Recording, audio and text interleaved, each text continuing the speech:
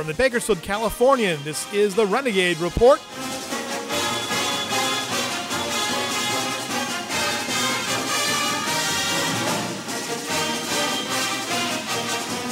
All right, game ready?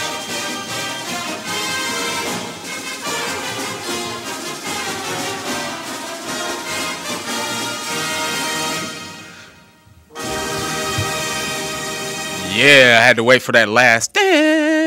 Welcome to this edition of the Renegade Report with the last of the Bowser Boys, first of the Grider Gang, and a former general in Chudy's army. It is Kenny Calvin. And before I could get into the actual meat of the presentation with BC women's soccer, it's only right that I give praises and prayers to all my family and friends heading down to Los Angeles to take part in the celebration of life for my great friend Nipsey Hussle. You know, we worked together over the past 10 years, shared a lot of great producers, and, you know, definitely hurts my heart to not be there with the family, but I'll see you guys tonight. And so, moving forward, rest in peace, King Nip. But now, joining us today, we have the women from BC Women's Soccer, Miss Cameron Jimenez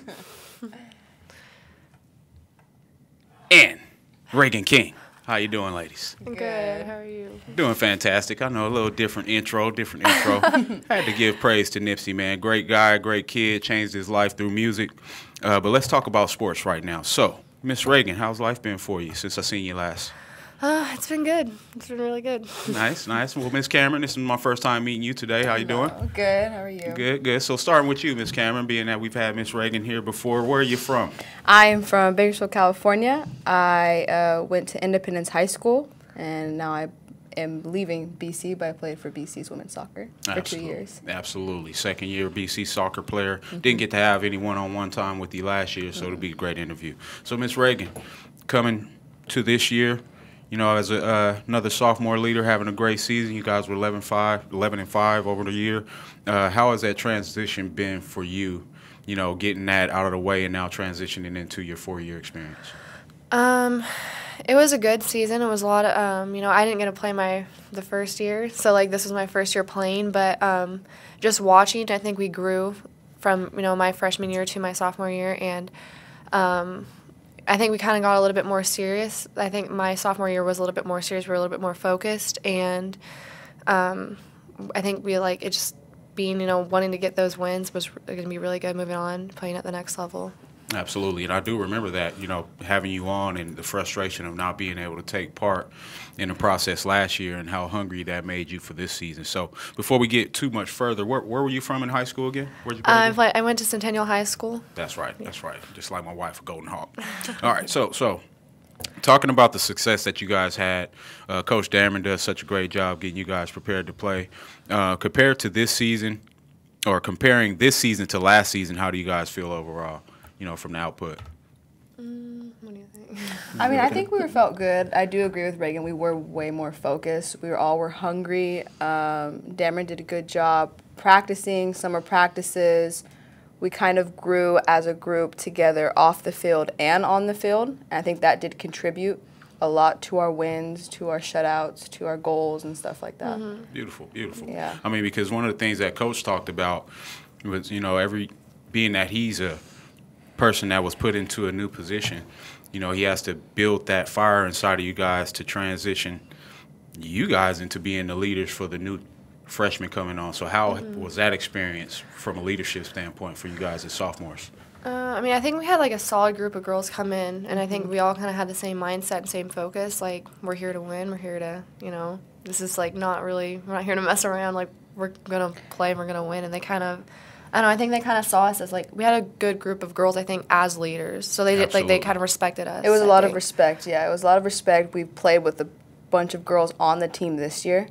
So I think it was just all of us coming together again from, like, different club teams, different high schools. Just, like, growing up with them. Really, like, made the difference. Absolutely. Melting pot full of glue women, as I should say. I like to say glue guys, that's what I'm saying. But having a locker room full of people with the same goal is always a great thing.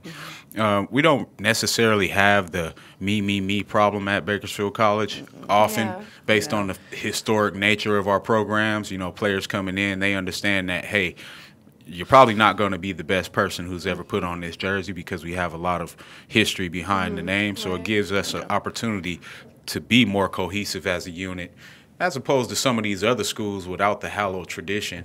You get one good player in there and they feel like they run the show. The show, Right? Yeah. You know, so we've all been athletes forever. I'm a former athlete, 5-sport guy. What are some of the other sports that you played in the past? Cameron.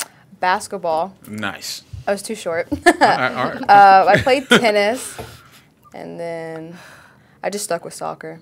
Gotcha. And the reason why I asked that because, you know, leading into the sport that you choose to play as a collegiate athlete, you usually had several other sporting experiences that let you build up into that player that you are. And I'm sure that playing basketball and other sports assisted with footwork and different things. I mean, I feel like soccer players have the best footwork in the business. You know, so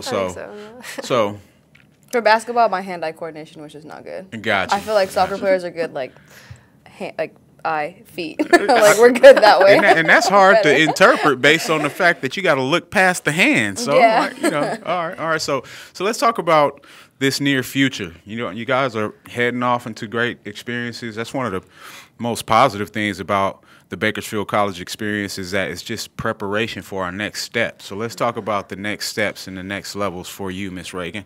Okay. So where you headed? Let's tell the world. I'm going to the University of Louisiana at Monroe. Nice. Headed to the boot. Y'all don't know nothing about that boot, baby. Yeah, so you've had a chance to visit already? No, I've not visited, but I did my research on it. It's the campus is beautiful. They have my major. They have my major's very, it's gonna be a good one over there. So I'm excited about that. I talked with the coach a lot. I like what I heard from her. So I'm excited. Beautiful. Well, like I told you before, I'm a guy that had the opportunity to spend time in Louisiana. I played college ball in Arkansas, but after I returned back after retiring from playing, I spent time in Louisiana, was in Baton Rouge, had a house in El Dorado, Arkansas, right on that border, about an hour away from Shreveport. One of my frat brothers, Chris Harris, who now is the coach for the Chargers, defensive backs, he's a Louisiana Monroe graduate. So I have tons of connections to that small area, including our Hall of Fame coach, Casey Goodman. Yes. All right. So have you talked to Coach Goodman about any tips? I have not. I heard, a couple days ago, my coach mentioned that she went there, and I can talk to her. So I'm gonna talk to her and see, hear what she has to say about the school. So. Nice. So Cameron, real quick before we get back to you, scoot your microphone to the left about 5 inches. There we go. So, Cameron, let's tell the world where you're headed. I'm going to New Mexico Highlands University. Nice. In Las Vegas, New Mexico. Las Vegas, New Mexico. I remember passing through there a couple times. I played in Phoenix as a pro, so I spent a lot of time driving back and forth from Phoenix, Arizona to Arkansas, and that was like my lane going right through there on the 10 and just stopping there and like, Las Vegas, New Mexico. Not Nevada. Yeah, So have you had a chance to visit the campus? I have. Beautiful. Very pretty, very clean, fresh air. The mountains are they're 10 feet behind. It's just beautiful. Really, really pretty out there. Beautiful. So from a competitive perspective, what are you looking forward to as you transition to this next level? I'm looking the same thing this year, just 10 levels above. We were all on the same page. We all wanted the same thing. And I'm ready to just get into that next level of playing. The physicalness, the IQ of soccer, just playing and just building my experience as well. Absolutely, because that's one of the most exciting experiences that I had as a former player, having the opportunity to be courted. You got coaches treating you like gold for that few months. We're the priority. Making you that priority, and that feels good because, as athletes, we go through the motions so much to where we're just focused on the task at hand. We don't even have time to be celebrated often, right? It's just about the work. So now for you guys, being that it's the off season, you get to actually enjoy the moment of the accomplishments and the future. It's that delicate balance of that transition. And for a lot of athletes who are waiting on the fence, it can be a very depressing time. You're wondering where you're going to go, who wants you, and how that transpires. So just to be able to get past that is a refreshing feeling, right? Right. Yeah. So let's talk about coaches. You know, I always reflect on the coaches. We got a couple minutes left for this segment. Talk about the opportunity to play for a coach like Scott Dammer, Ms. King. I'm very grateful that I had the opportunity to play for him. You know, I wasn't, honestly, going out of high school, I wasn't sure if I was going to continue playing, just, you know, didn't know what my options were. And then I was really fortunate to have him come out to my practice and talk to us. And I think, you know, just how serious he seemed about the, you know, everything, I realized, like, I really wanted to play for him. And he's been a great coach, and he's been very supportive. You know, he's been helpful these past couple of years, and, you know, I'm very grateful for Dameron. Absolutely. First time I had an opportunity to meet with him last year when we were all on together, you know, I just liked his philosophy and the things that he said about getting players to be better people, you know, and talking about some of the things that you guys got to do off the field as opposed to on the field. So, Ms. Cameron, you know, talk about your experience under Coach Dameron. Basically just everything Reagan said. Grateful to have played for Coach Dameron. He really does support us a ton, and I love that the effort and the time that he puts into us, like getting us to get, like, you know, get to these schools that we want to go to. Absolutely.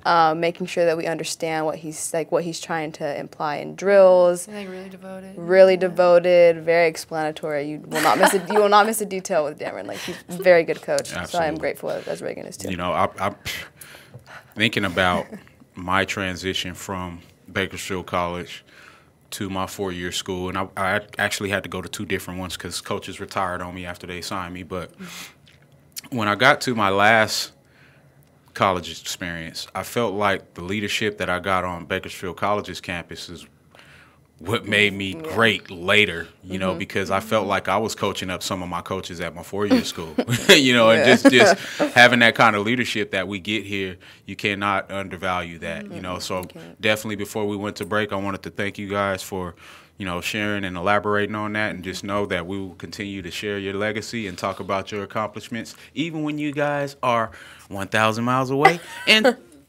1,500 miles away. It's like 1,512. I drove it. I know. So, hey, this has been Kenny Calvin with BC Women's Soccer. We'll be right back after the break. We may go recaps. We may go Zach Peters, strength and conditioning coach. I'll find out at the break. But special thanks to BC Women's Soccer, Miss Reagan King, headed to Louisiana Monroe, and Miss Cameron Jimenez, not Jimenez, Jimenez, headed to New Mexico Highlands. I almost said Jackie's school. That's why I paused. Salute to you, ladies. I'm proud of you guys. Thank you. All right, we'll be right back after the break.